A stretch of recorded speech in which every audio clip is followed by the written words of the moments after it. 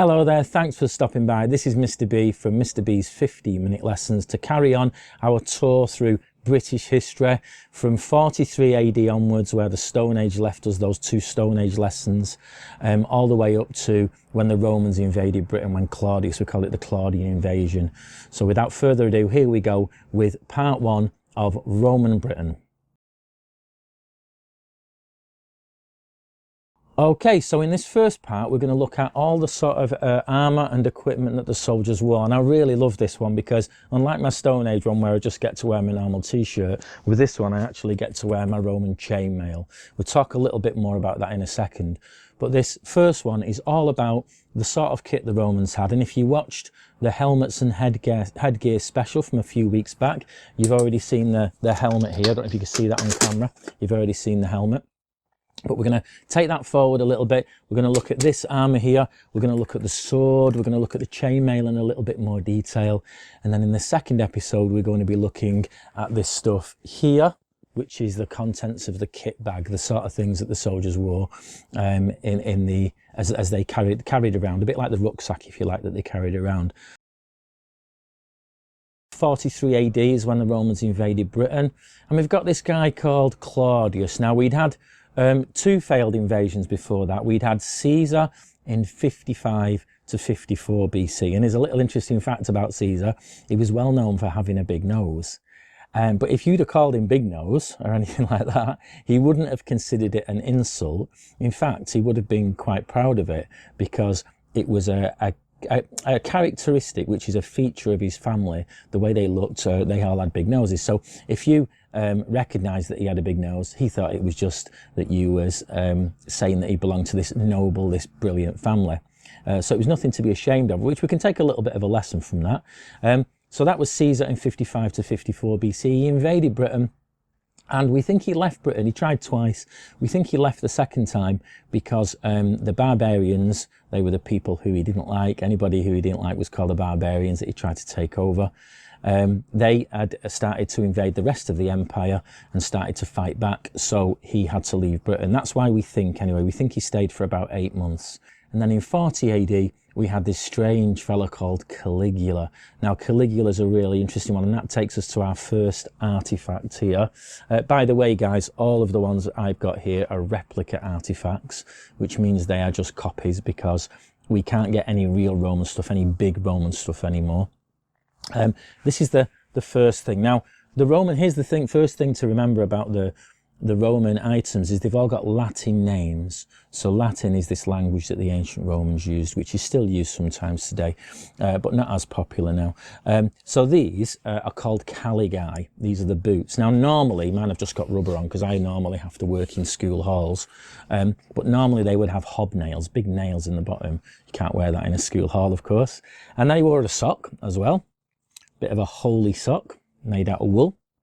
And they wore these as well, these puttees. Now these wrapped around the legs all the way up to the calves, and then they were tied on with this string. And they got this idea from visiting the people in the north. So the ancient Britons used to wear these. They also used to wear trousers, the ancient Britons, called braccae. And the Romans they were sort of a bit like magpies. Like a magpie's a bird that goes around and collects things, shiny things and things like that. And the Romans were a bit like that. They went to so many different nations that they collected different ideas. But let's get back to this caligae, okay? So the caligae, the boot, the sandal here, it gives its name to the guy who tried to invade in 40 AD, Caligula, because Caligula was a little bit naughty. When he was a little kid, he used to like kicking the shins of his guards, the soldiers. So can you imagine, I don't know if any of you get any little brothers or sisters who can be a little bit naughty sometimes, hopefully not as bad as that. That's the sort of person he was. He was running around kicking people in the shins. And do you think they could do anything about it? Not at all. If you've got a little emperor's son kicking you in the shin, you've basically got to take it, haven't you? There's nothing you can do. So there you go. So that was Caligula. That's where he gets his name from, the caligae. Okay, so that's our first artifact. Let's just have a look at the chainmail I'm wearing. So the chainmail I'm wearing, I've let it over the years. When I got it, it was quite new, but I've worn it for about 6 years now in different schools. And by the way, if there's any teachers out there watching this, I do workshops, Roman school workshops in the northwest of England. So when schools are all started again, you'll have to make sure you have a look. I'll put a link at the end. You can have a look at that, see if you want me in school to do this in school. But anyway, when I first got it, it didn't have these big holes at the side here.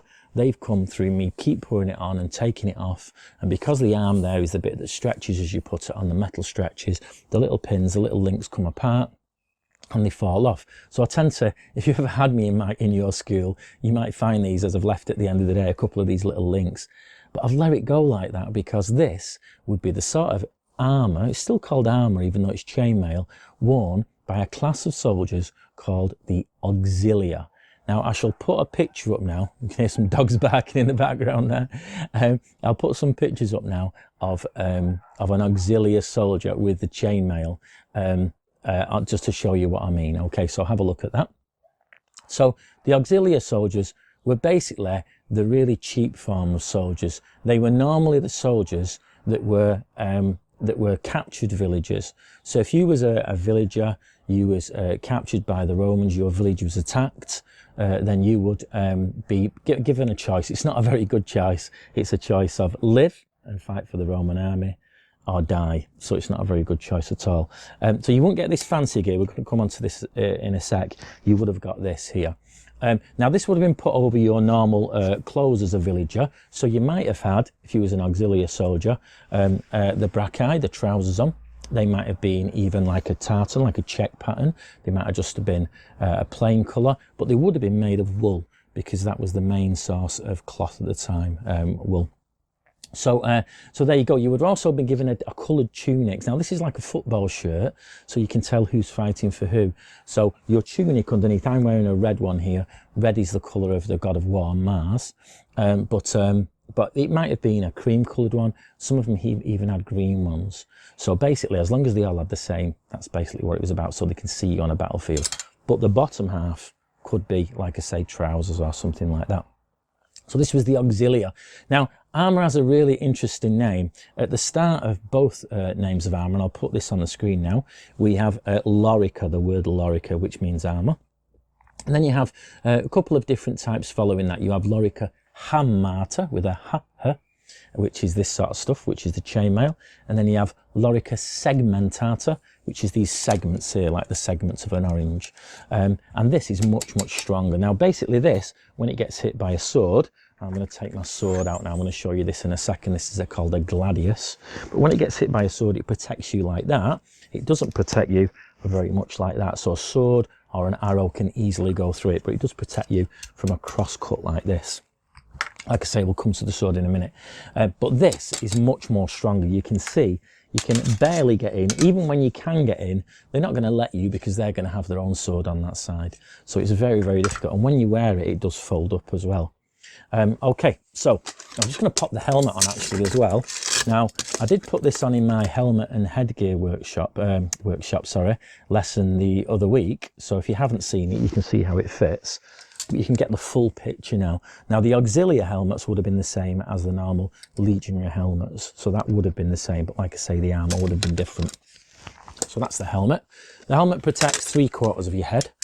Really protects you well, but let's have a look at this now. It's really heavy. It weighs 10 kilograms.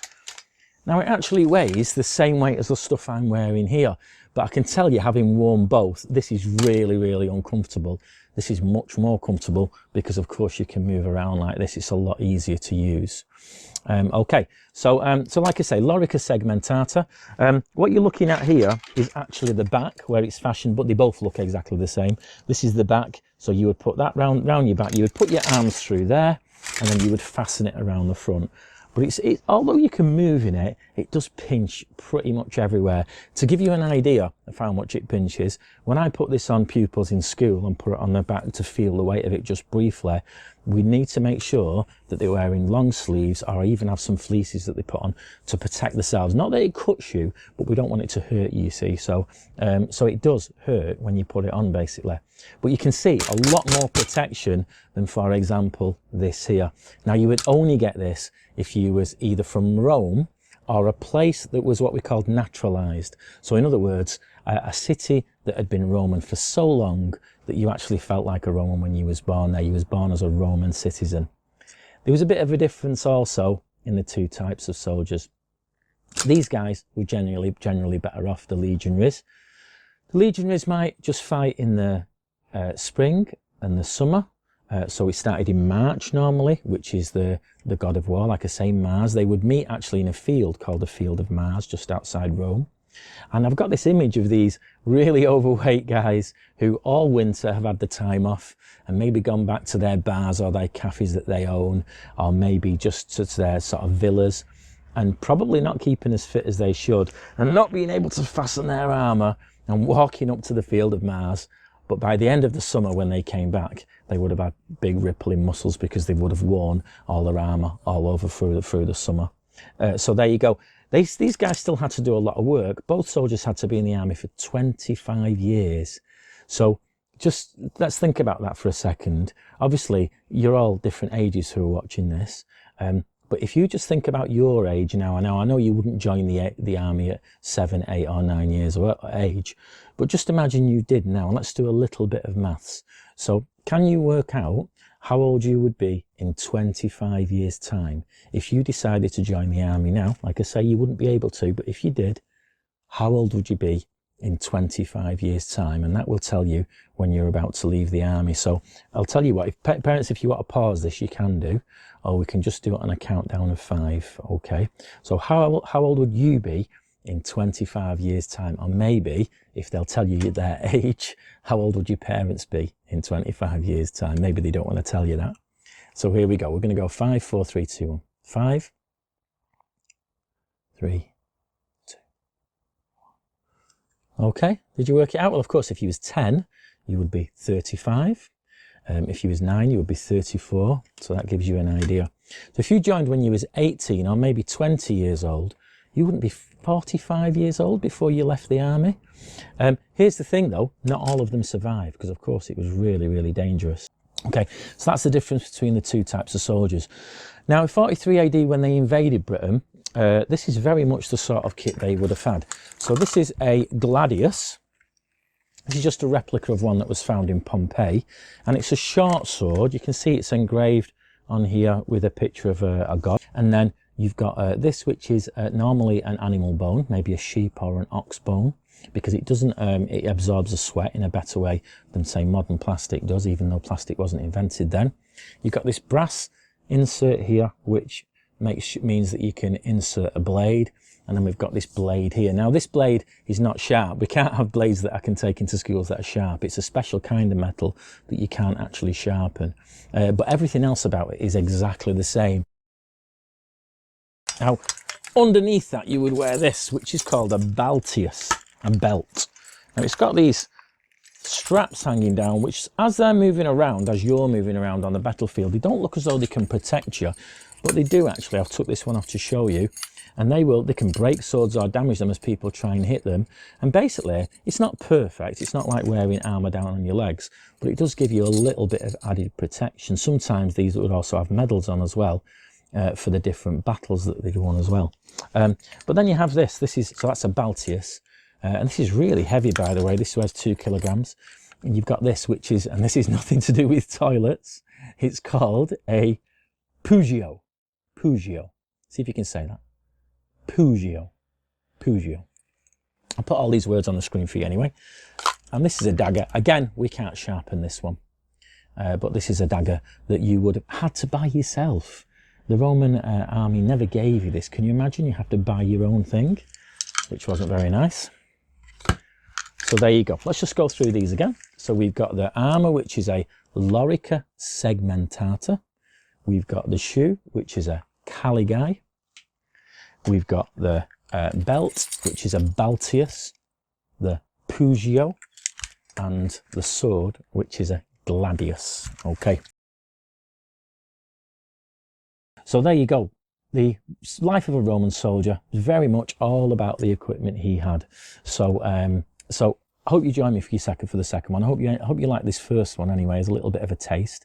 And the second one, like I say, we're going to look at what the soldier had in his kit bag there, which is called a loculus. Okay, so we'll come to that. So thanks for joining me, and I hope to see you in a few days for the next 15-minute lesson, part 2 of the Romans. Okay, have a good week.